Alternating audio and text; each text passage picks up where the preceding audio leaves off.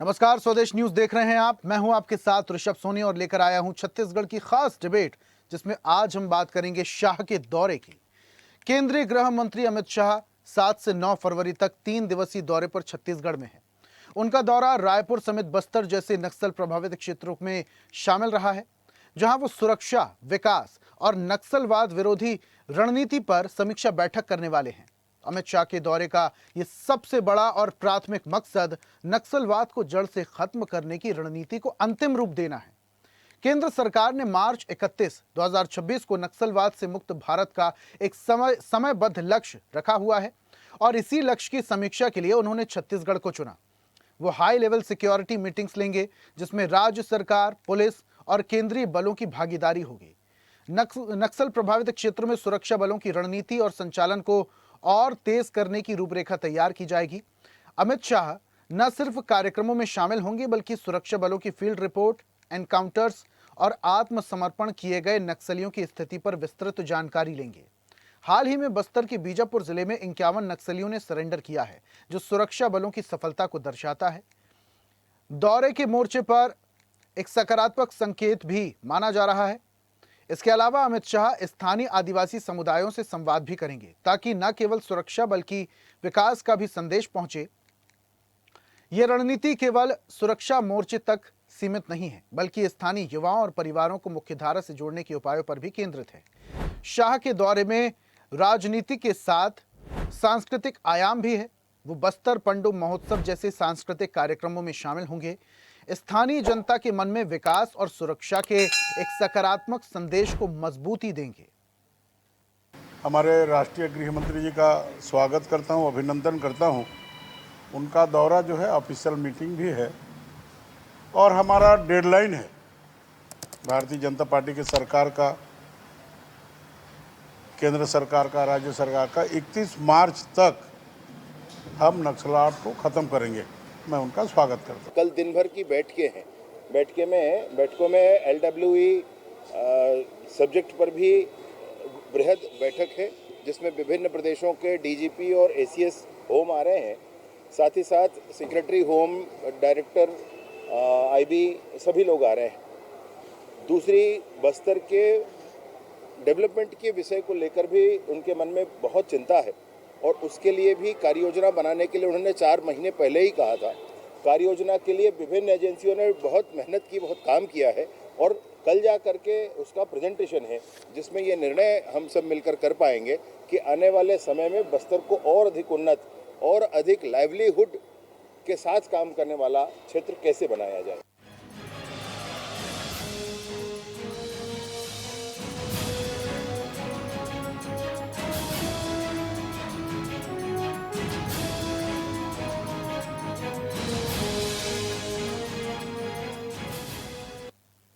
तो केंद्रीय गृह मंत्री अमित शाह 3 दिन के छत्तीसगढ़ दौरे पर हैं।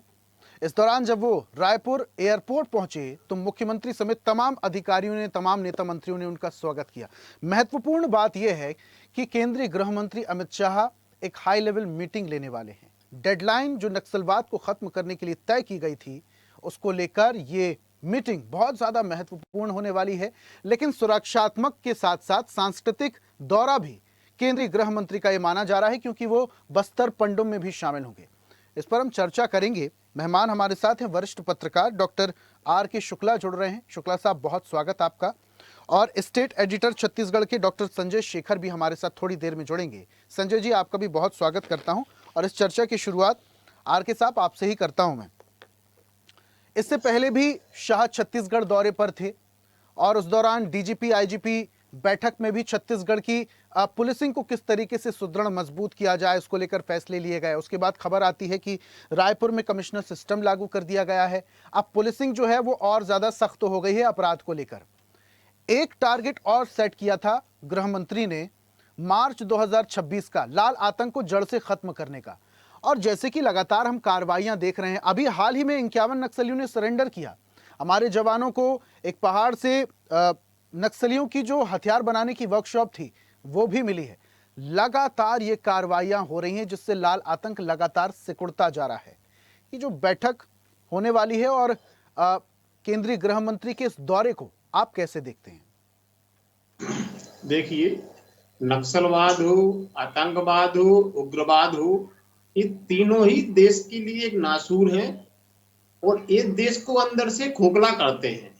और इनके खात्मे की ओर निश्चित रूप से केंद्र सरकार काफी अच्छे कदम उठा रही है। आतंकवाद खत्म करने के लिए जम्मू कश्मीर में लगी हुई है और नक्सलवाद के खात्मे के लिए जो केंद्र सरकार के द्वारा 31 मार्च 2026 का टारगेट लिया गया था, मुझे लगता है कि उस टारगेट को अचीव करने की बिल्कुल निकट ये सरकार पहुंच रही है। और शायद मुख्य उद्देश्य गृह मंत्री जी का जो अभी छत्तीसगढ़ दौरे का है वो यही होना चाहिए। स्वाभाविक है, प्रदेश में आ रहे हैं तो और भी कार्यक्रम प्रदेश सरकार आयोजित कर लेती है। उसी कड़ी में 2-3 कार्यक्रम अलग से आयोजित करे गए हैं। एक जिसमें जो हमारा पांडुम वाला कार्यक्रम है, सांस्कृतिक कार्यक्रम है। मुझे मेरी नजर में इसके दो ही कारण है। एक, सुरक्षा बलों के साथ जो भी समीक्षा मीटिंग करने वाले हैं ताकि उनको ग्राउंड स्तर की जानकारी खुद को पता चल सके कि एक्चुअली में अभी बस्तर जिले में या हमारे छत्तीसगढ़ प्रदेश में नक्सलवादी या नक्सलवाद किस स्तर तक और बचा है और उसको हम किस प्रकार से जड़ से खत्म कर सकें। मुझे लगता है ये उनके प्रदेश दौरे का मुख्य उद्देश्य होगा। ठीक है, आऊंगा वापस से। संजय जी भी हमारे साथ जुड़ चुके हैं, उनसे भी बातचीत कर लेते हैं। संजय जी, गृह मंत्री पहुंचे हैं रायपुर, एक बड़ी मीटिंग होने वाली है जिसमें तमाम अधिकारी उस दौरान मौजूद रहेंगे। नक्सलवाद को लेकर ये मीटिंग काफी ज्यादा महत्वपूर्ण मानी जा रही है, लेकिन सुरक्षात्मक के साथ साथ उनका दौरा ये रणनीतिक और सांस्कृतिक भी माना जा रहा है, क्योंकि वो बस्तर पंडुम में भी शामिल होंगे। शाह जब छत्तीसगढ़ जब पहुंचते हैं तो एक अलग तरीके की उम्मीद देखने को मिलती है, चाहे वो नक्सलवाद को लेकर हो, पुलिसिंग को लेकर हो, कमिश्नर सिस्टम को लेकर हो, बस्तर पंडुम को लेकर हो। इस बार जब शाह जो पहुंचे हैं तो क्या कयास लगाए जा रहे हैं छत्तीसगढ़ में? निश्चित तौर पर देखिए, केंद्रीय गृह मंत्री का खासकर जो तीसरी बार केंद्र में मोदी की सरकार बनी तब से, और विशेष तौर पे जब से छत्तीसगढ़ में बीजेपी की सरकार बनी है तब से एक अलग नजरिया बना है और एक अलग टारगेट लेकर के दोनों ही सरकार, केंद्र और राज्य दोनों सरकार मिलकर के काम कर रही है। और एकमात्र लक्ष्य बस्तर का जो है नक्सलवाद का खात्मा है, टारगेट दिया गया है। और बस्तर से खात्मा के पीछे मूल उद्देश्य ये है कि जो कभी इनके जो ऑफिशियल डॉक्यूमेंट होते थे उसमें इनका माओवादियों का एक सपना होता था कि नेपाल से लेकर के और तिरुपति तक, पशुपति से तिरुपति तक रेड कॉरिडोर की जो कल्पना थी उसका एक तरीके से मुख्यालय बस्तर हुआ करता था। बस्तर का अबूझमार हुआ करता था। अबूझमार में माओवादियों की सबसे गहरी जड़ें हुआ करती थी और इसलिए बीच की इस कड़ी को तोड़ना सबसे ज्यादा महत्वपूर्ण था, क्योंकि भौगोलिक रूप से भी अगर देखें तो करीब 4,500 स्क्वायर किलोमीटर का अबूझमार ऐसा इलाका है जो माओवादियों की छुपने की सबसे मुफीद जगह पूरे देश में रही है। तो वहां से अगर उनकी कमर तोड़ दी जाती है तो बाकी लड़ाई आसान हो जाएगी। और इसलिए दोनों ही सरकारों ने मिलकर रणनीतिक रूप से एक बेहतर रणनीति बना करके लगातार काम की और उसका नतीजा भी देखने को मिला। आपने देखा कि माओवादियों का जो शीर्ष कमांडर होता है, शीर्ष नेतृत्व होता है, वो धराशायी हुआ। उसके अलावे central committee member, state committee member, तमाम बड़े नक्सली लीडर मारे गए, बड़े नक्सली लीडर का समर्पण हुआ। ये तमाम चीजें हुई है। अब चूंकि 31 मार्च डेडलाइन है और फरवरी के महीने में आज हम 7 तारीख को बात कर रहे हैं, तो करीब करीब 1.25 महीने का समय बचता है। तो इसमें जो केंद्रीय गृह मंत्री ने कहा है, केंद्र सरकार ने जो टारगेट रखा है, उसमें कुछ अभी बड़े नक्सली लीडर हैं जिसको न्यूट्रलाइज किया जाना बाकी है। या तो उनको न्यूट्रलाइज कर लिया जाए या फिर उनका आत्मसमर्पण हो। ये एक महत्वपूर्ण सवाल है जिसका जवाब आना चाहिए और केंद्र सरकार भी, राज्य सरकार भी चाह रही है कि 31 मार्च से पहले कम से कम जो सेंट्रल कमेटी के कुछ मेंबर्स बच गए हैं वो उनका या तो न्यूट्रलाइज कर दिया जाए या उनका आत्मसमर्पण हो जाए। तो एक बड़ा टारगेट ये है जिसकी समीक्षा कल की जाएगी। एक दूसरी चुनौती उभरी है। दूसरी चुनौती ये उभरी है कि जब बस्तर में, तेलंगाना में, आंध्रा में और उड़ीसा में बहुत ज्यादा फोर्स का दबाव बन गया है, तो कुछ माओवादी कैडर यहां से निकल करके देश के अलग अलग हिस्सों में, शहरों में जाकर के छुपे हैं और उन्होंने एक अलग तरह से पैरेलल गतिविधियां चलानी शुरू की है। एक बड़ी चुनौती है, क्योंकि ये माओवादियों का कुछ लोग हैं जो माओवादियों के कुछ कैडर्स हैं, उनका ये मानना है कि नहीं, हम आत्मसमर्पण नहीं करेंगे, हम लड़ाई के दूसरे जो तरीके होते हैं उसको, और माओवादियों का, कम्युनिस्ट पार्टी ऑफ इंडिया और माओवादियों का इतिहास देखेंगे तो उसमें कई बार है इनकी टूटन हुई है। इनको ये जब लड़ाइयां बहुत ज्यादा इनके खिलाफ होती है तो ये पीछे चले जाते हैं, फिर 2-4 साल 5 साल में बाहर निकल करके आते हैं। तो इस दृष्टिकोण से मुझे लगता है कि चूंकि पास्ट के बहुत सारे एग्जाम्पल है, आप देखेंगे तो जब नक्सलवादी का आंदोलन शुरू हुआ और जब वो उफान पर था तो पश्चिम बंगाल में सिद्धार्थ शंकर रे, जो उस समय के तत्कालीन मुख्यमंत्री पश्चिम बंगाल के थे, उन्होंने तो एक तरीके से मतलब उससे ज्यादा कार्रवाई तो बस्तर में बिल्कुल नहीं हो रही है, क्योंकि वहां पर तो एक तरीके से किलिंग हुई थी तमाम लोगों की जो माओवादी विचारधारा से उसको मानते थे उसको, लेकिन उसके बावजूद नक्सलवाद खत्म नहीं हुआ। वहां से ट्रेवल करके वो जो है आंध्रा आ गया, तेलंगाना आ गया, देश के अलग अलग हिस्से में पहुंच गया। तो अब चुनौती ये है कि बस्तर में तो आप उसको खत्म कर रहे हैं, लेकिन अगर ये जाकर के शहर में बैठ जाएगा, कहीं छुप करके काम करेगा, दूसरे रूप में काम करेगा, तो फिर उसको आप कैसे संभाल लेंगे? ये एक दूसरा सवाल है जो मुझे लगता है कि कल की मीटिंग में मुझे लगता है कि बहुत गंभीरता से इस पर विचार हो गया।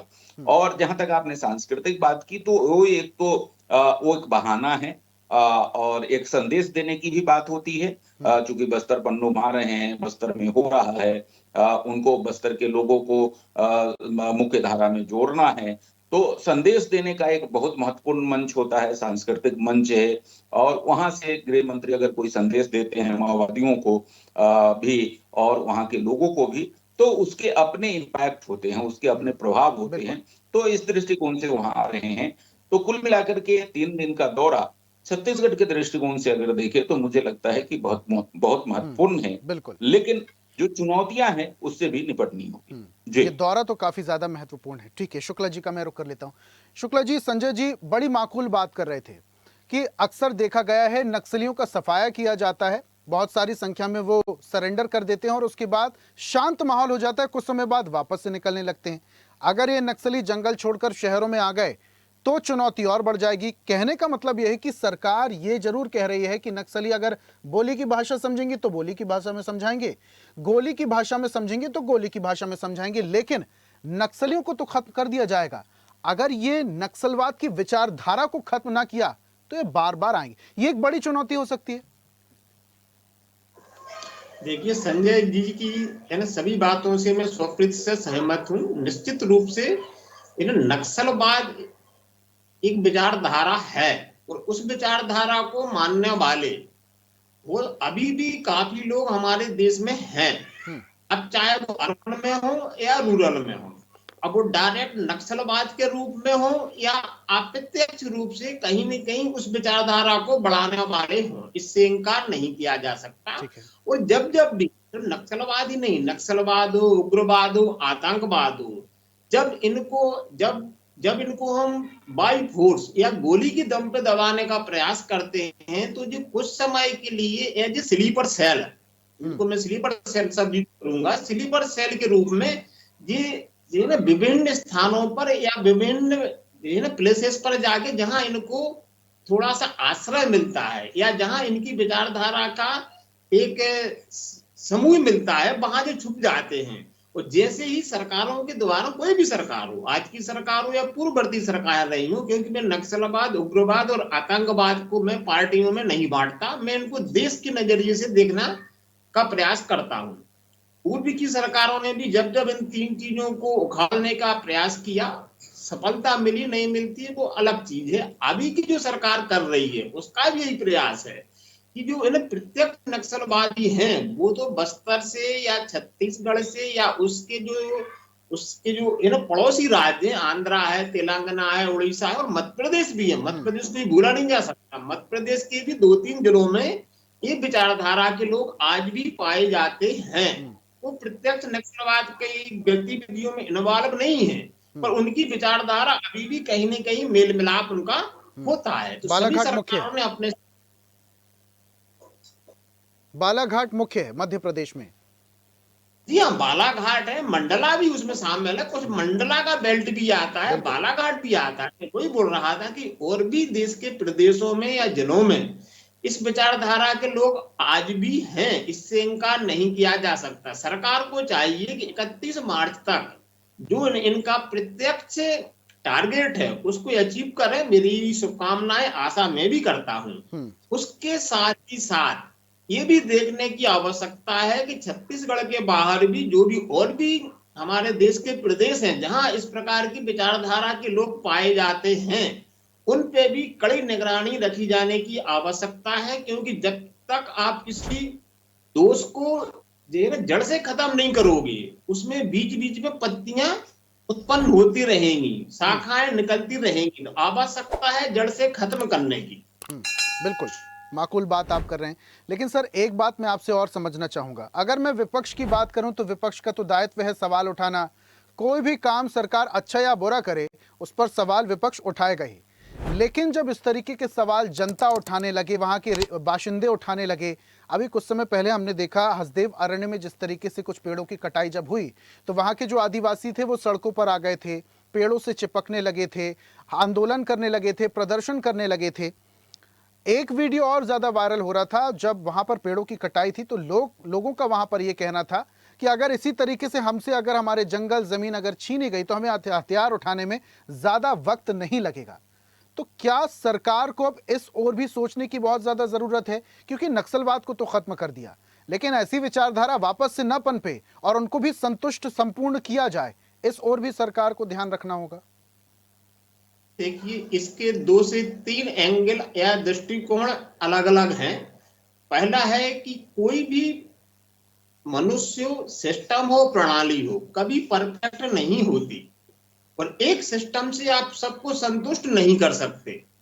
क्योंकि कहावत है कि है ना, गेहूं के साथ घुन भी पिसता है, स्वाभाविक है। अगर नक्सलवादी मारे जा रहे हैं, क्योंकि नक्सलवादी कोई दिन अंतरिक्ष से नहीं आए थे, हमारे ही बीच के लोग निकल के गए थे, उसका रीजन कुछ भी रहा हो, तो कहीं ना कहीं उनसे जुड़े हुए लोग वो सीधे तौर पे विरोध ना करके इस तरफ इस डायरेक्शन में भी आके कहीं ना कहीं समस्याएं खड़ी करते हैं। इसीलिए कहा जाता है कि एक सरकार को जो है ना संवेदनशील भी होना चाहिए, कठोरता जरूरी है, निश्चित है। आप दमन करें, मैं उसको भी सपोर्ट करता हूं, लेकिन जो उनसे संबंधित या उस एरिया के आम नागरिक हैं उनके प्रति सरकारों को संवेदनाशील होना चाहिए, जो शायद सरकार है भी वो कर भी रही है। अब दूसरा सवाल आता है वनों की कटाई का। निश्चित रूप से जो विपक्षी पार्टियां हैं वो भी हमारे देश के हैं, उनके जो संगठन है, जनप्रतिनिधि है, वो भी हमसे ही निकल के आते हैं, हमने ही चुना है। तो अगर उनके ये आरोप हैं तो उनको हम सरासर नकारा नहीं जा सकता। देखने की आवश्यकता ये है कि इसमें हित किसके साधे जा रहे हैं, क्योंकि विकास के लिए वृक्ष की कटाई की जाती है ना, खदानों का भी यूज किया जाता है, ये बात सही है, लेकिन वो किस कीमत पे, किस कास्ट पे हम वनों की कटाई को ले जा सकते हैं, कहीं वो हमारे जीवन स्तर को प्रभावित ना करने लग जाए। एक देखने की आवश्यकता है। विपक्ष आरोप लगाता है कि सब अदानी को देने वाले हैं या किसी भी उद्योग घराने को देने वाले हैं। मेरा मानना है अदानी भी इसी देश के नागरिक हैं। अगर वो आगे उद्योग भी स्थापित करते हैं तो उससे भी हमारे प्रदेश के बेरोजगारों को निश्चित रूप से कहीं ना कहीं रोजगार की प्राप्ति होगी। तो सीधा आरोप नहीं लगा देने चाहिए, उस समस्या का समाधान भी दिखाने की आवश्यकता है, लेकिन विपक्ष को भी नजरअंदाज नहीं किया जाना चाहिए, क्योंकि डेमोक्रेसी का यही रूल है। लेकिन विपक्ष कई तरीके के अलग सवाल उठाता है। खैर, विपक्ष का तो धर्म ही है सवाल उठाना। इस दौरान कई सारी प्रतिक्रियाएं भी सामने आती हैं, लेकिन एक बात आपने बहुत सही कही है कि कहीं पर भी अगर उद्योग पनपता है, इंडस्ट्री होती है, सड़कें अगर पहुंचती हैं वहां पर, तो जाहिर सी बात है विकास पहुंचेगा ही। और आदिवासियों के विकास और उत्थान के लिए ये सारी चीजें बहुत ज्यादा जरूरी है, क्योंकि अगर छत्तीसगढ़ में इंडस्ट्रियल एरिया फैलता है तो जाहिर सी बात है कि रोजगार पनपेगा, आदिवासियों को ही फायदा है, वहां के बच्चे ही, वहां के लोग ही उस सड़क का इस्तेमाल करने वाले हैं, स्कूलों का इस्तेमाल करने वाले हैं। ठीक है, संजय जी का मैं रुख कर लेता हूं। संजय जी, अमित शाह चूंकि पहुंच रहे हैं, सबसे पहले मैं बैठक को लेकर आपसे जानकारी चाहूंगा कि इस बैठक में कौन कौन शामिल होने वाला है, गृह मंत्री के अलावा।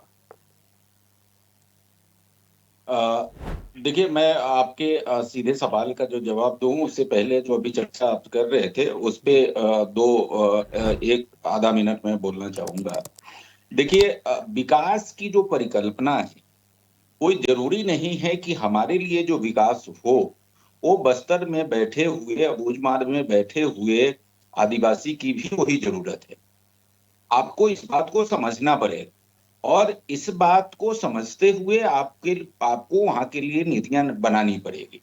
दूसरी एक बात आप हमेशा कहते हैं, तमाम लोग कहते हैं कि भाई अगर डेवलपमेंट होगा तो उसके लिए आपको पेड़ काटने पड़ेंगे। भैया, डेवलपमेंट होगा, डेवलपमेंट के लिए अगर पेड़ काटने पड़ेंगे तो आपको इस बात को, इतनी छोटी सी बात समझ में नहीं आती है क्या कि इमारत के बगैर, सड़कों के बगैर जिंदगी हमारी चल सकती है, लेकिन पानी और हवा के बगैर नहीं चल सकती है। इस बात को आपको समझना पड़ेगा। इस बात को आप क्यों नहीं समझना चाहते हैं? दूसरी चीज ये है कि अगर बस्तर का बहुसंख्यक आदिवासी समूह अगर ये चाहता है कि भाई हमको आप लगाइए ना, वहां किसने आपको रोका है कि वहां वन उत्पादों से संबंधित उद्योग धंधे लगाइए? उद्योग धंधे का केवल ये मतलब थोड़े है कि बेला डीला को आप पूरा खुदाई करके वहां से तमाम लोहा निकाल करके ले जाइए और विदेशों में बेच दीजिए। डेवलपमेंट का ये पैमाना नहीं हो सकता। आप उद्योग धंधे लगाने से किसने आपको रोका है? एग्रीकल्चर से रिलेटेड वहां पर इंडस्ट्री लगाइए। इतना बड़ा सबसे बड़ा जंगल है वहां पर, वनोत्पाद से संबंधित वहां पर आप इंडस्ट्री लगाइए। फूड प्रोसेसिंग से संबंधित इंडस्ट्री लगाइए। वो आप नहीं लगाएंगे। आप लगाएंगे क्या? वहां के जो रत्न गर्भा धरती है उसके अंदर जो संपदा पड़े हुए हैं, उस संपदा पर आपकी नजर है, उसको आप खोद करके वहां से लेकर के चला जाना चाहते हैं। और उससे वहां के आदिवासियों को क्या मिलता है? बाकी आप एनएमडीसी का उदाहरण ले लीजिए ना। एनएमडीसी इतने साल से है, सरकारी संस्थान है। आप एनएमडीसी का जो मुख्यालय है किरंदुल में, उसके 1 किलोमीटर बाहर आप चले जाइए और 1 किलोमीटर बाहर जो गांव है एनएमडीसी से प्रभावित, वहां जाकर के जरा देख लीजिए कि उसकी क्या हालत है। इतने साल से तो वहां पर है ना एनएमडीसी, करोड़ों अरबों का वहां पर जो है आपका मिनरल्स फंड आया, कहां चला गया? तो ये जो है ना, अब उसमें आदिवासियों को मिला कुछ नहीं, लेकिन उनको क्या मिल रहा है? पूरा लाल पानी मिल रहा है। उनकी जमीनें जो बंजर हो रही है, उनकी जो जल स्रोत है वो खत्म हो रहे हैं और आने वाले दिनों में उसी का एक्सटेंशन हो रहा है एनएमडीसी का, उससे उनके गांव पूरे प्रभावित होंगे। तो इस चीज को आपको समझना पड़ेगा। डेवलपमेंट का जो पैमाना है उसको, कोई जरूरी नहीं है कि हमको अगर यहाँ पर टेस्ला की कार चाहिए, हमारे लिए डेवलपमेंट का पैमाना टेस्ला का कार है, तो बस्तर या एक दूरस्थ गांव में बैठा हुआ व्यक्ति के लिए टेस्ला का कार डेवलपमेंट का पैमाना नहीं हो सकता। उसके लिए उसकी बैलगाड़ी उसके डेवलपमेंट का पैमाना हो सकता है। तो आपको इस दृष्टिकोण से समझने की जरूरत होगी। और मिलाकर आप ये कह रहे हैं कि वहां के जो लोग हैं उन्हें कम से कम मूलभूत सुविधाएं तो मिले, रोटी कपड़ा और मकान की व्यवस्था तो हो, कम से कम शिक्षा की व्यवस्था तो हो। डेवलपमेंट का मतलब ये नहीं कि पेड़ों को काटकर वहां पर इंडस्ट्री लगा दी जाए, कम से कम मूलभूत सुविधाएं तो वहां के लोगों को मिले। बहुत शुक्रिया संजय जी हमारे साथ जुड़ने के लिए। आर के शुक्ला साहब, आपका भी बहुत शुक्रिया हमारे साथ चर्चा में शामिल होने के लिए, अपने तर्क रखने के लिए। आज हम बात कर रहे थे शाह के दौरे को लेकर। शाह छत्तीसगढ़ दौरे पर हैं, 3 दिन तक वो रहेंगे और उसके बाद हाई लेवल कल मीटिंग होने वाली है नक्सलवाद को लेकर और उसके बाद वो बस्तर पंडुम में भी शामिल होंगे। शाह के इस दौरे को लेकर कई सारे कयास लगाए जा रहे हैं, लेकिन शाह का यह दौरा छत्तीसगढ़ में नक्सलवाद की डेडलाइन को लेकर काफी महत्वपूर्ण माना जा रहा है। खास पेशकश में फिलहाल इतना ही। देखते रहिए स्वदेश न्यूज, सबसे पहले देश। और ऐसी ही ताजा खबरों के लिए लाइक, फॉलो और यूट्यूब पर सब्सक्राइब कर बेल आइकन जरूर दबाइए और हर अपडेट के लिए विजिट कीजिए स्वदेशलाइव.com।